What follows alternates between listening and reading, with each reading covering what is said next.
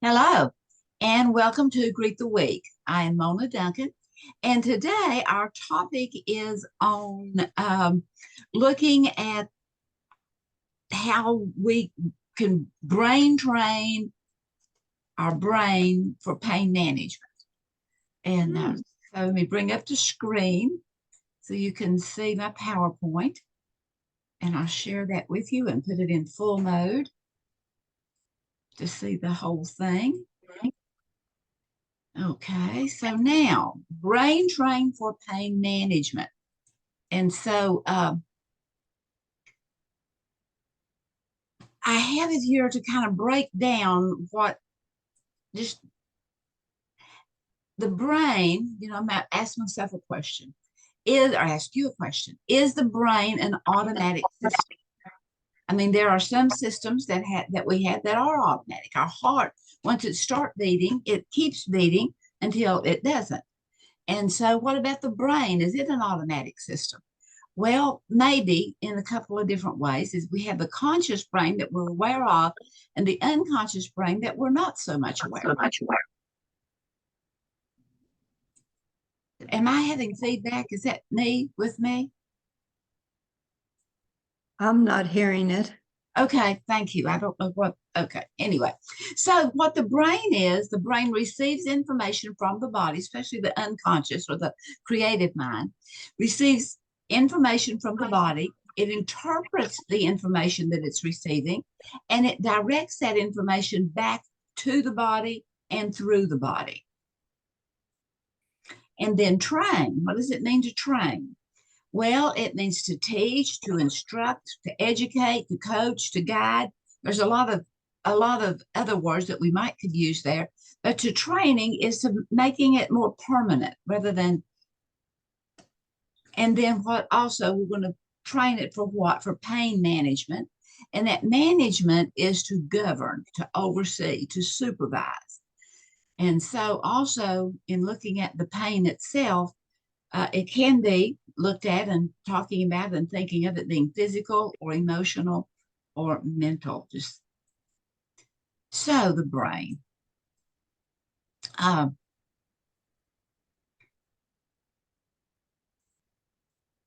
my sister is at this point in time in a heavenly realm and is pain free. But she Mhm. had a lot of pain in the latter years of her life. And one day, well, anyway, she wanted to go to this place that was offering, how to manage your pain. And so in that, they gave this lemon experience. And you're probably familiar with this. It's not whether it's a lemon in particular, but other things where you really imagine something. I mean, even sports players, many times they will imagine themselves making the hoop or running a home run or doing something spectacular. And they're sitting at home in their easy chair because they are imagining it. And so this pain management with my sister started off with, they were encouraged to take a lemon, imagine a lemon, and uh, feel it in their hand, the roughness of it, but then to take it and hold it up close and to smell of it, even without being cut into.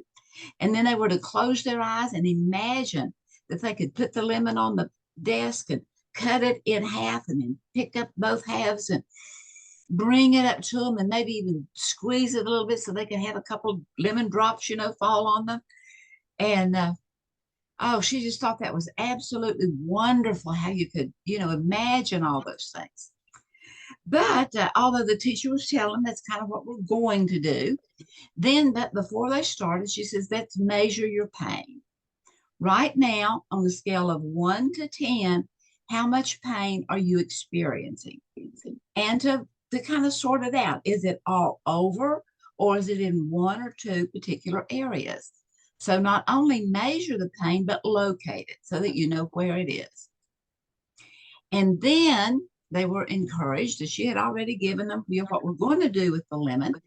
She also encouraged them to imagine themselves, to close their eyes and to picture that they were in a very pleasant environment in a passive place where, they weren't being run over or given instructions to do things, that they were just there, and that it could be by the ocean or some exotic place, or it could even be sitting in your own favorite chair at home, but some place that was very pleasant, kind of, a little passive.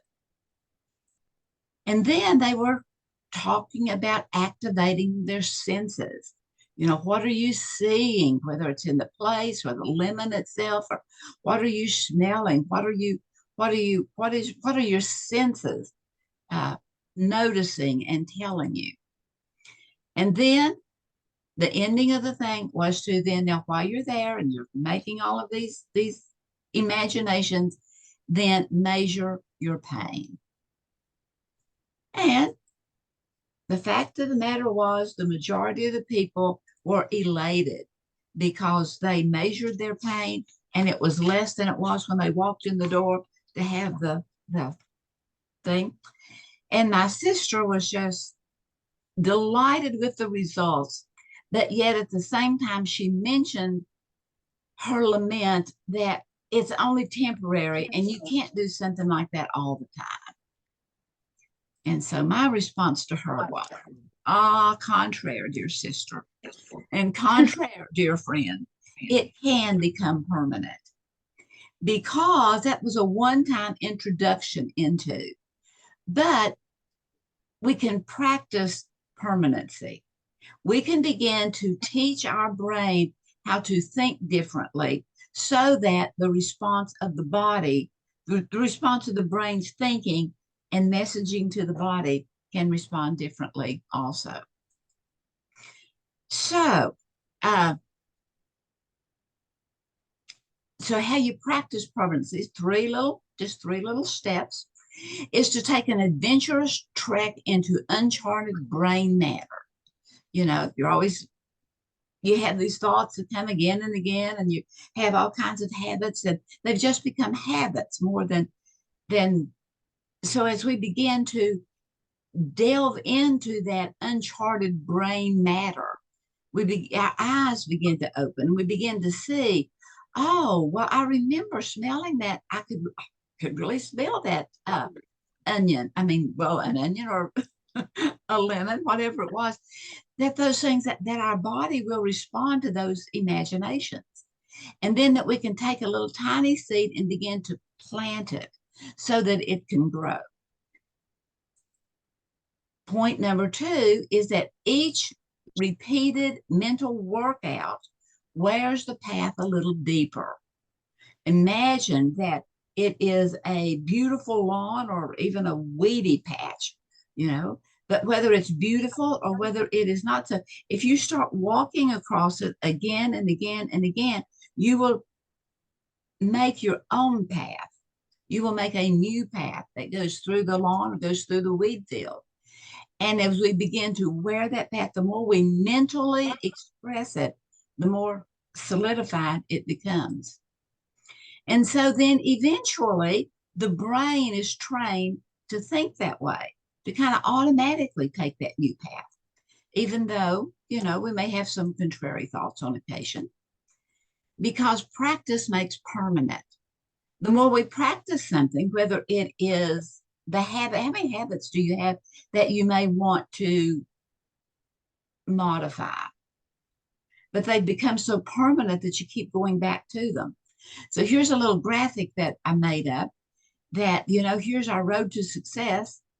And it's one choice at a time, because we could put a whole lot more roads going here. There's definitely more than 3.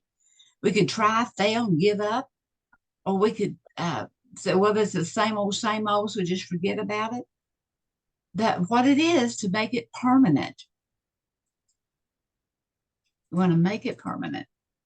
So what we want to do is, there are innumerable continuous choices. We always have choices before us, and the more we become aware of those choices, then we can make the decision whether to choose them or not. Point number 2 is that there are 2 essentials.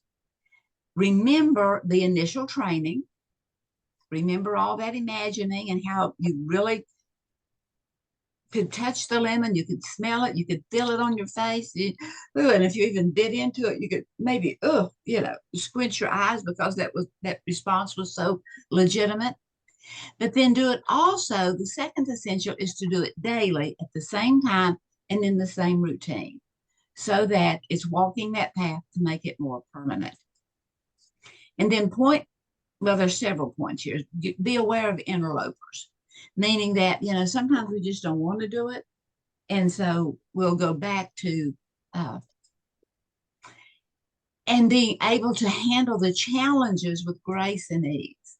That yes, I am going to overcome. I am going to come over to the making a new mental pathway, so that it will become easier and do it with grace and facility.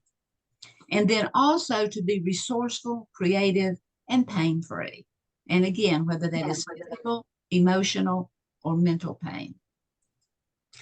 So, and in the process, we can be pleasantly surprised.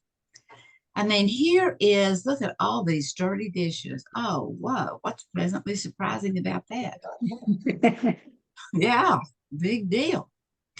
Well, I thought back to Brother Lawrence, a 1600 Carmelite monk, and he wrote in one of the books about how he literally made himself to take that quiet reflection each morning to think through before he started his day, to do that kind of stuff.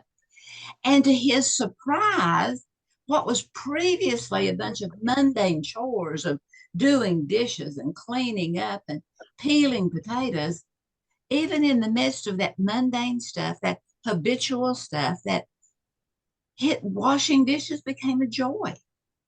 And it's amazing. Whenever we change our mind, we change our mind, we change our life, we change our body, we change so many things.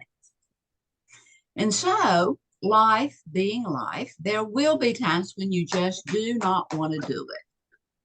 Or maybe there's something there that you don't feel like. Recently, I had eye surgery. I'm pretty good about doing daily exercises and definitely meditating, but being physical also. But I had eye surgery, and the strain on my eye prevented doing anything too active for a few weeks. But since it's all about the rest of the day, you see, I'm encouraging you to do these things first thing in the morning when you first wake up, when you're fresh, so that you can get it out of the way. Just do it and get it done. Get it out of the way rather than dreading it all day. That, oh, wow, I need to do this later. I need to do this meditation. I need to do this activity so that I can change my mind, so that I can reignite. But since it's all about the rest of the day anyway, your conscious decision to mentally overcome your feelings comes into play. And so it's Nike time. And what is the Nike? It's just do it. Just do it. And sometimes it may be a little not as energetic as it may be other times, but just do it. It's getting into that routine. And then in the process of just doing it, going through the meditation, going through the activity, going through the walking of the mind, also do the math. Because you see, if you have too much lethargy and too much not in the mood, then the rest of the day you'll have a lot of regrets. You'll look back, oh, wow, I should have done that, So if you start the day in a good mood and in doing things that are more effective, you will have up to 18 hours in which to enjoy it. So here's just some other thoughts to think about. The lenses we look through determines our viewpoint to a very large degree. May not 100%, but to a large degree it does. Or what is it that we focus on manifests? We begin to bring it into being. And that perception is multifaceted. I mean, everything has levels and scopes and different experiences. If we're talking with other people, And so I have here the vision corrected. And how many times, have you had your vision uh, looked at, and they'll flip it down and say, well, which is better, that or this? And then they go, well, okay, was it better that or this, or number one or number two or number three? And they may even go up four, five, or six. They keep giving different levels, giving different scopes, giving different, uh, and so our perception, the way we see things, the way that we are determining our viewpoint is multifaceted. And the interpretations that we render to these things are not necessarily true. They're not necessarily accurate, but they are, because in every element of reality, there's also an element of illusion. Every element of illusion, there's also an element of reality. And so it's taking all of these things into effect and thinking them through. So instead of having just more input, we have actually more knowledge. And then that perception impacts the way that we present ourselves. And so how do you see yourself? That perception, how do you see yourself? Do you see yourself as a wallflower, or as someone that is relatable? That, yeah, I can talk to this person. They may be a stranger, but yeah, I can do that. Do you see it, what a decision that you made as being that, boy, I was stupid? Or do you see it as, even though it was kind of a fluke, maybe I did make a wise choice? And I know I had a client one time that was so frustrated with herself because she was trying to help her husband change his mental pathway to become more energetic and to jog and to, eat healthier and everything. But she was just, because he was not cooperating to the degree that she was encouraging him to produce some activities with her, she was seeing herself as just being his mommy. And I suggested, well, how about you do the things and invite him to participate with you and see yourself as being his life coach, that being the one that is, whenever we can be more relatable, whenever we can do things together, then it changes the whole drudgery of something. So here's some thoughts, 6 thoughts on training and maintaining faith. Faith. Take a little faith. What is faith? Well, it's the ability to trust that I've said I'm going to do it, so I will do it. It is that conviction, that faith is a conviction that not only can I do it, but that I will be successful in doing it. Faith is that fidelity to a commitment that we said we would do. And then also smile, just to smile, just to, it's early in the morning and you're not really excited about going through the whole process again, but smile and, keep your mind creative, and also keep your creative mind wondering what you're up to. I think back whenever my husband and I married, leading up to the wedding, I had informed him that he was responsible for the honeymoon, for where we would go, what we would do, etc. And I would ask him about it. So, what are your plans? And he didn't share anything. It's a secret. It's a secret. And that gleam in his eyes, I'm thinking, wow, we're going to the Riviera. We're going on a worldwide tour. I mean, I was just seeing. And so I packed to be, it didn't quite turn out that, but anyway, keep that smile, keep it going, keep yourself upbeat, be curious, to inquire for meaning, to probe the reality of, well, this silly little thing, it doesn't take that long, it doesn't seem to be doing anything. But there are things that we can see with our physical eyes, and there are things that we cannot see that is very, very powerful, that really is taking place, either to build up or to tear down.